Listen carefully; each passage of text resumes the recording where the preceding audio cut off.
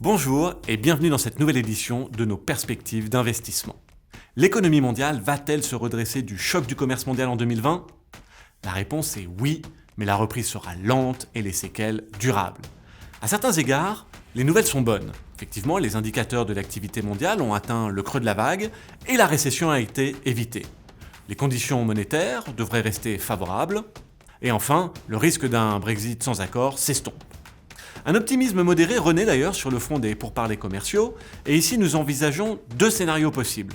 Le plus probable, c'est une trêve temporaire entre les États-Unis et la Chine qui améliorerait les flux commerciaux, mais laisserait toujours planer une certaine incertitude. Bien que moins plausible, un accord durable, réduisant significativement les tarifs existants dans la durée, changerait la donne pour le meilleur pour l'économie mondiale, mais nous n'en sommes pas encore là. De son côté, la Chine va continuer à gérer le ralentissement induit par sa transition économique. Les marchés émergents devraient se redresser grâce à la récente vague de baisse des taux et à une éventuelle embellie des flux commerciaux. En Europe, tous les regards sont tournés vers l'Allemagne. En effet, si la plus grande économie européenne se défait enfin de son aversion vers la dette, la mise en œuvre d'un train de mesures budgétaires, sous la forme d'investissements publics, serait de bon augure pour le pays et la région. La suite ? L'avenir de l'économie mondiale reste bien entendu suspendu à l'évolution des négociations commerciales et les dernières avancées ne constituent que la première étape d'un long processus. Par ailleurs, on peut difficilement ignorer les élections présidentielles américaines qui occuperont le devant de la scène en 2020. Tournons-nous maintenant vers Stéphane pour découvrir comment positionner les portefeuilles dans cet environnement de croissance faible et de taux d'intérêt bas. 2019 a été une année de rendement exceptionnel, soutenue par des valorisations attrayantes du début de l'année et par l'assouplissement monétaire qui s'est ensuivi.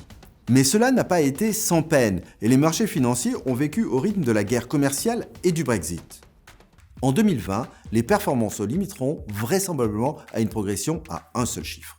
En effet, comme l'a dit Samy, les banques centrales maintiendront les taux à des niveaux bas. La faiblesse des rendements obligataires représente un obstacle majeur pour les investisseurs. Les enjeux sont particulièrement importants pour les caisses de retraite et les compagnies d'assurance. Pour nos clients privés aussi, ceci représente un défi stratégique. Nous avons positionné leur portefeuille de manière à bénéficier des stratégies de portage qui consistent à favoriser les actifs à haut rendement. Nous privilégions ainsi les expositions à la dette émergente, au crédit à haut rendement, à l'immobilier et aux infrastructures. Ces stratégies de portage doivent être contrebalancées par un positionnement prudent sur les actions.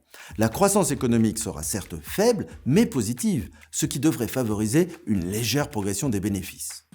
Mais nous ne sommes pas à l'abri de surprises qui peuvent remettre en cause notre allocation d'actifs. C'est pourquoi l'or et les stratégies optionnelles de protection demeureront nécessaires. Concernant les devises, nous sommes longs la livre sterling. Les devises émergentes sont elles aussi vouées à une certaine hausse, tandis que le dollar devrait lui s'affaiblir. En 2020, les élections américaines et l'incertitude autour de la dynamique des échanges commerciaux orienteront l'humeur des marchés. Toutefois, la nature imprévisible de la politique américaine et des négociations commerciales ne sont pas les seuls motifs appelant à la prudence. La remarquable longévité du cycle économique, les valorisations élevées et les autres menaces sociétales et géopolitiques, telles que l'exacerbation des inégalités, sont autant de raisons qui justifient un positionnement de portefeuille prudent. Ainsi, nous resterons agiles et utiliserons les épisodes de volatilité pour ajuster notre exposition au risque. Nous nous préparons aux défis à venir et nous vous souhaitons bonheur, santé et prospérité pour l'année 2020. Merci beaucoup pour votre attention.